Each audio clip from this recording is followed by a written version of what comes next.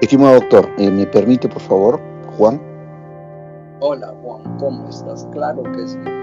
Por favor, gracias, muy gentil. Un aporte que me parece dable para este momento. Hay 3 variables y está estudiado por varios científicos, entre ellos, por ejemplo, Philip Zimbardo, profesor de la Universidad de Harvard, psicólogo, ha estado presidente de la Asociación Americana de Psicología. Y el caso parte, tuve el placer de darme pie en una conferencia titulada ¿Por qué la gente buena hace cosas malas? Entonces le muestro la foto de diferentes personas y yo le digo, deme una opinión. Obviamente es distinto que un concepto analítico, revisar su pasado, todo. Y le muestro la foto de Eichmann, por ejemplo, el jerarca nazi, que no se sabe hasta la fecha. Hay muchas ideas de que él mató 8 millones, o sea, la orden de él fue para matar 8 millones de judíos, otros dicen que es 10, otros dicen que es 9, así sea 1 millón. Él fue analizado por 6 psiquiatras. ¿Y por qué por 6 y no por 1? Porque el primero lo analizó, dijo que era un tipo totalmente normal, un tipo, es más, hasta ejemplar. Y dijeron, no puede ser, pues ha matado 8 millones de judíos, ¿cómo va a ser normal y ejemplar? Trajeron un segundo psiquiatra, y otra vez, no, este tipo es súper normal, ¿de dónde han sacado eso?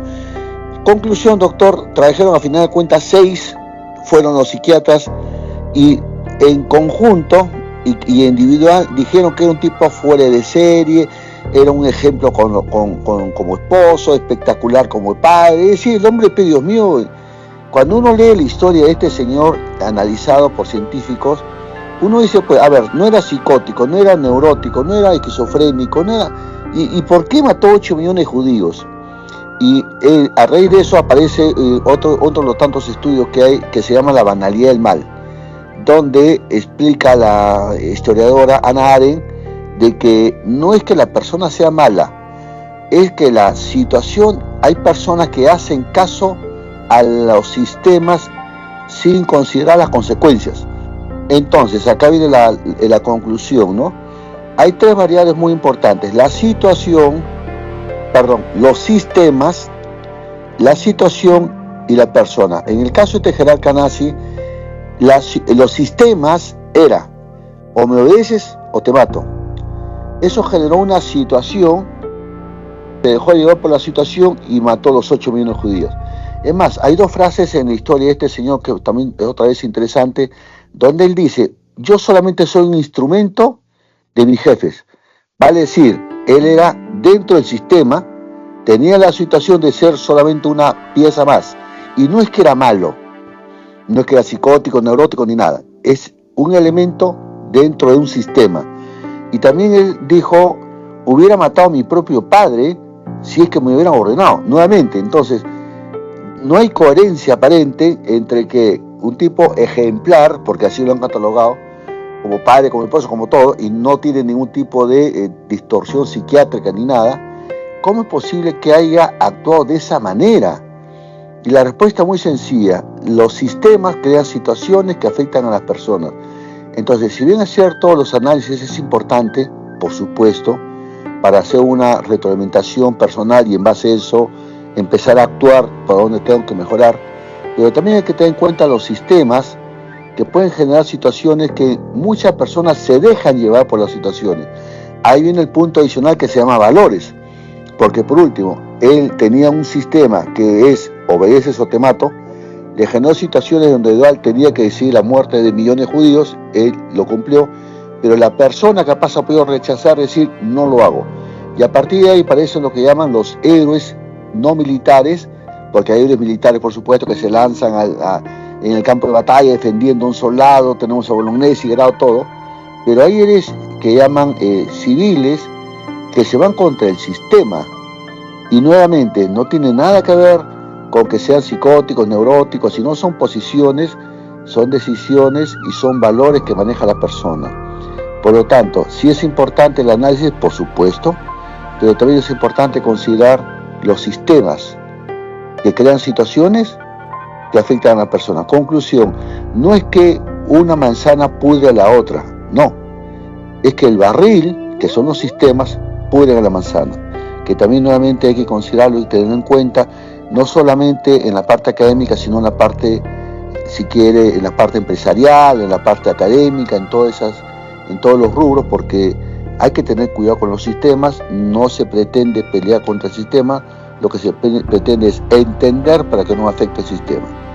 Nuevamente, doctor, como siempre, usted es muy amable. Gracias por la generosidad de compartir no solamente su conocimiento, sino su sabiduría personal. Y gracias por permitirme aportar. Gracias, doctor. Muchas gracias, Juan. En realidad, honestamente hablando, hay sistemas de sistemas y uno no puede enajenarse haciendo parte de un sistema enfermo. Para eso está precisamente el libre albedrío de cada quien, porque cuando uno pierde su identidad y se subordina al sistema, está dejando de ser uno mismo y se vuelve un objeto del sistema. Y precisamente todo eso va en contravía de la parte espiritual, porque nosotros no somos un sistema de espíritus, somos cada uno un solo espíritu. Ahora, obviamente ese espíritu tiene una finalidad que puede escoger para su propia vida, y inteligencia espiritual es un conjunto de guías, de modelos guías para que cada quien desarrolle su propio pensamiento sistémico, ético, que no corresponde necesariamente a un sistema de poder, porque los sistemas de poder son todos manejados por el ego, y incluso las religiones son manejadas por los egos de los dirigentes religiosos. Entonces, el sistema como sistema no debe de someter al ser humano. El ser humano debe ser capaz de escoger a qué sistema quiere pertenecer o a qué sistema quiere identificar sus acciones. Así que dentro de eso hay un relativismo grande a nivel ético y a nivel moral. Por eso es que nosotros hacemos tanto énfasis en que hay que acabar con el relativismo ético y el relativismo moral, que hace que hayan diferentes sistemas de poder. Sistema de poder militar, sistema de poder político, sistema de poder ideológico. Pero por encima de todos esos sistemas que son del ego, está el simbre de cada individuo que debe de despertar a su propia naturaleza, a su propia meta espiritual, porque la conciencia no es física, la conciencia no tiene peso, color, tamaño, dimensión física, y lo que produce la conciencia tiene necesariamente que obedecer a una causalidad creadora que está dada por leyes, y no solamente son leyes físicas, que esas son las que conocemos todo el mundo. También hay leyes espirituales que desgraciadamente las religiones se quedaron en el subdesarrollo de 10 mandamientos y no pudieron establecer suficiente investigación y desarrollo para establecer cuáles son las leyes, no los mandamientos. Y por esta razón, nosotros presentamos una propuesta de leyes espirituales absolutas que provienen de una causalidad creadora que establece a nivel del tiempo, del transcurrir del tiempo, un desempeño progresivo de perfeccionamiento de la conciencia.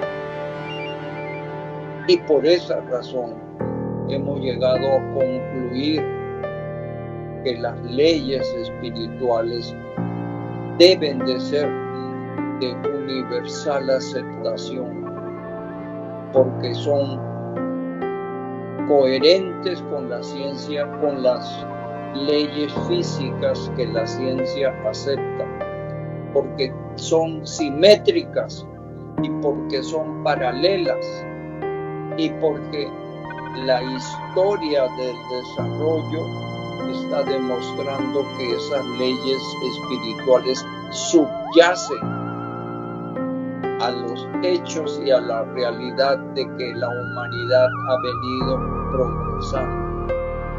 Entonces, si tenemos estas leyes espirituales de universal aceptación, esas son las que deben de regir ante cualquier sistema de poder enfermizo, y al hacerlo estamos logrando tener una ética y una moral absolutas que deben de básicamente manejar la sociedad mundial entera. Por eso que hemos presentado en el diplomado una serie de sugerencias para cambiar los derechos humanos de las Naciones Unidas y volverlas derechos espirituales del ser humano. También debemos de cambiar las religiones que desconocen el simbre y solamente trabajan motivación extrínseca del ego para poder decir: si tú no haces esto, te castiga Dios. Y Dios no tiene por qué castigar a su propia creación. Dios es universal. Él ha hecho leyes para que su creación se perfeccione, porque Dios es el receptor universal de los espíritus, de los simbres, y todos tenemos la obligación de encontrar cómo perfeccionar nuestros simbres, y no lo vamos a hacer obedeciendo un sistema de poder ideológico o político o de fuerzas armadas, porque todas ellas son sistemas enfermos de un ego exagerado. Bueno, no quiero ahondar más en todo esto, pero sí quisiera poner un poquito en contraste las palabras de Juan, que son muy realistas, muy propias del sistema en que vivimos, pero a decir verdad, hay otra alternativa mejor para salir de este sistema enfermizo. Yo llamo al conjunto de los sistemas enfermizos pobreza espiritual. Y tenemos que salir de la pobreza espiritual que está creciendo día a día en la sociedad, enfermando cada vez más gravemente a las nuevas generaciones. Ok, gracias Juan por darme la oportunidad de hacer este comentario. A ver, por favor, doctor, gracias a usted. Más bien, este es un nuevo sistema lo que propone la inteligencia espiritual. que justamente va de repente en contra, no digo en contra, pero reemplaza por los valores, por todo, y ayuda a la humanidad. Gracias por este sistema nuevo, doctor. Muchas gracias. Okay. Gracias a ti, Juan.